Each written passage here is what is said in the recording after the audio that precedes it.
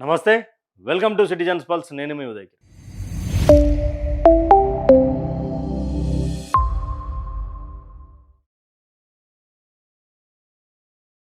భారత్ దెబ్బకు నేపాల్ విలవిల. ఏంటి ఈ యొక్క అంటే మనతో సామరస్యంగా ఉన్నటువంటి దేశం మీద భారత్ ఏమన్నా ఉక్కుపాదం మోపుతుందా అంటే యెస్, అవుననే సమాధానాలు వినిపిస్తున్నాయి. దీనికి సంబంధించినటువంటిది ఒకసారి చూడొచ్చు. బలెన్ షా వచ్చినప్పటి నుండి కొంత భారత్‌కు వ్యతిరేకమైనటువంటి పవనాలు వీస్తున్నాయంటూ కూడా కొంత రాజకీయ విశ్లేషకులు మాట్లాడుతున్నారు. ఈ నెల మొదట్లో ఆహ్, పంచాయతీ స్టార్ట్ అయింది. పంచాయతీ స్టార్ట్ అయినటు కోణంలో భారత్ చూస్తూనే ఉన్నది. సరేలేగా పోనీ మనకు సంబంధించినటువంటి పక్క దేశం కదా అన్న కోణంలో కూడా కేంద్ర ప్రభుత్వం ఎక్కడ కూడా టచ్ చేయకుండా అసలు నేపాల్‌ని ఎక్కడ కూడా టచ్ చేయలే. కానీ రోజు రోజుకు మితిమీరిపోయినటువంటి ట్యాక్స్‌లు, సుంకాలు భారత్ వస్తువుల మీద పెంచడం స్టార్ట్ చేశారు. స్టార్ట్ చేసినాక మరి భారత్ ఊరుకుంటుందా? భారత్ నుంచి ఎంత ఎగుమతి, దిగుమతి జరుగుతూ ఉన్నది నేపాల్‌కి అనే కోణాన్ని నేపాల్ ప్రభుత్వం మర్చిపోవడం. నేపాల్ ప్రభుత్వం మర్చిపోయిన తర్వాత భారత్‌పై సుంకాలు విధిస్తూ మేము కూడా సుంకాలు విధించగలమనే ఒక రుబాబ్‌గిరిని భారత్ మీద చూపించే ప్రయత్నం చేసింది నేపాల్.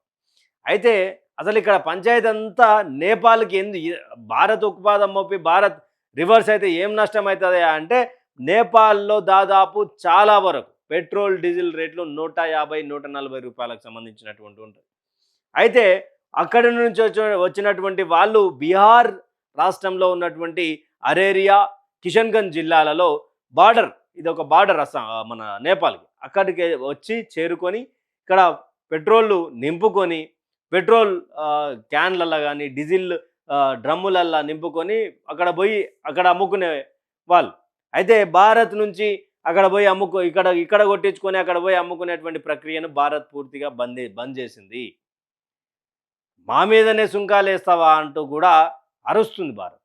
ఇక ఇక నువ్వు ఇప్పటి నుంచే మన సుంకాలు, ట్యాక్సులు ఇంకా మేము పెత్తానం చేస్తాం, మాధుడు కదా అది ఇది అని అంటే కాలు పెట్టి పండబెట్టి దొక్కుతామనే కాడికి తెచ్చింది భారత్. అంతకుముందు అంత సఖ్యంగా సాగినటువంటి భారత్ నేపాల్ ప్రయాణం ఒకసారిగా కొత్తగా వచ్చినటువంటి బలెన్ షా కొత్త మార్పులు కొత్తగా ఏదో చూపించాలని నేపాల్ సంబంధించిన సరే నీ దేశం నీకు గొప్ప ఉండొచ్చు, కానీ ఎవరి మీద ఆధారపడి మనం ఉన్నాము అనే కోణాన్ని మర్చిపోవద్దు కదా అని రాజకీయ విశ్లేషకులు బలెన్ షాకు చెప్తా ఉన్నటువంటి సందర్భం. జెన్జీ ఇవన్నీ కూడా పుట్టుకొచ్చినటువంటి సందర్భంలో బలెన్ షా ఒక్కసారిగా దేశానికి ప్రైమ్ మినిస్టర్ కావడం, ఆ ప్రైమ్ మినిస్టర్ అయిన తర్వాత ఈ సుంకాలు ట్యాక్స్ రూపంలో పెంచడం, ఇవన్నీ కూడా అంటే ఇక్కడ భారత్ను మేము ట్యాక్స్ వేసి భయపెడతామన్న కోణంలో వస్తే ఇప్పుడు లాస్ట్కి మళ్ళా వాళ్ళే సెల్ఫ్ గోలేరు. ఇప్పుడు మన తాన వచ్చేసి అక్కడ కిషన్గంజ్ అరేరియాలో వచ్చేసి డీజిల్ వచ్చేసి 90 నుంచి 95 రూపాయలు, ఇక్కడ పెట్రోల్ వచ్చేసి 100 రూపాయలు, 100 రూపీస్ లోపే ఉంటుంది.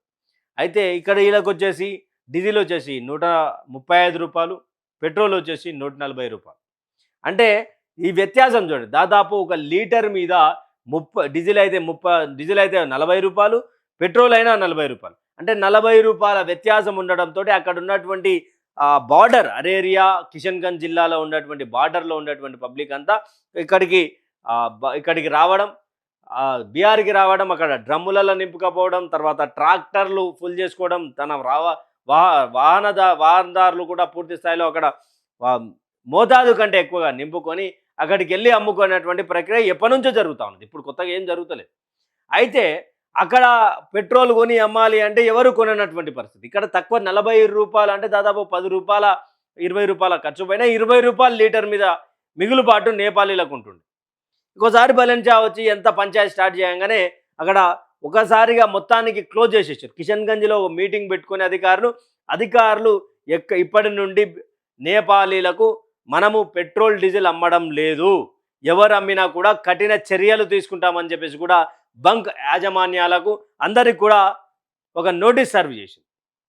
కానీ ఎవరైతే నేపాల్ వెళ్ళేటటువంటి సమయంలో వాళ్ళ బండ్లలో ఇంధనం అయిపోతే, పెట్రోల్ కానీ డీజిల్ కానీ అయిపోతే కేవలం 100 నుండి కార్ అయితే 200 రూపాయల వరకు, పెట్రోల్ అయితే 1 లీటర్ పెట్రోల్ ఇంతే. అంటే వీళ్ళు ఆ గమ్యాన్ని చేరుకోవడంత వరకే వస్తున్నారు. కానీ ఇప్పటి నుంచి ఎలాంటి ఈ రవాణా సౌకర్యం ఉన్నటువంటి బండ్లకు కానీ, ఫుల్ ట్యాంకులు కానీ అమ్ముకోవడానికి డీజిల్ మరియు పెట్రోల్ డ్రమ్ములలో నింపుడు కానీ క్యాన్లలో నింపుడు కానీ బంద్ చేయాలని చెప్పేసి నోటీస్ సర్వేషన్. ఇప్పుడు దీనివల్ల ఒక ఎలుక వచ్చి సింహాన్ని కొడితే ఎవరికి నష్టం?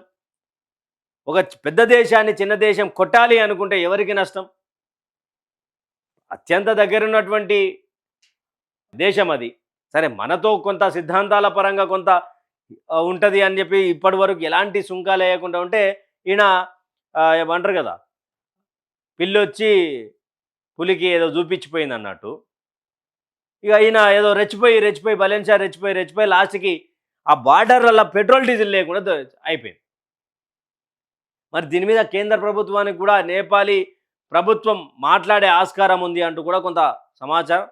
మరి దీనికి సంబంధించినటువంటి విషయంలో మరి నేపాల్ ఏదైతే 100 రూపాయలకు 63 రూపాయల సుంకం ఏదైతే ఉందో అది తగ్గిస్తారా, లేకపోతే మళ్ళీ ఇదే ప్రవర్తన ముందుకు పోతారా అనేది వేచి చూడాలి.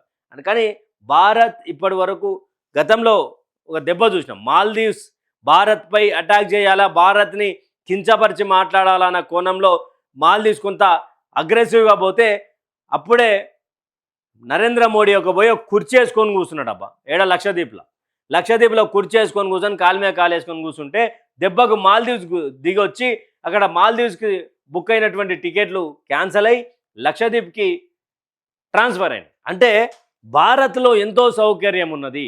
మాల్దీవ్సే కాదు, లక్షద్వీప్ కూడా అంతకంటే అందమైన ప్రదేశం, టూరిస్ట్ స్పాట్గా చేయబోతున్నామని ఒక కేంద్రం నుంచి ఒక నోటీస్ బయటికి సంచలనమైన వార్త రాగానే మాల్దీవ్స్ సగం మూతపడ్డది. ఎందుకంటే భారత్ మీద ఎన్నో దేశాలు డిపెండ్ అయ్యి బతుకుతున్నాయి.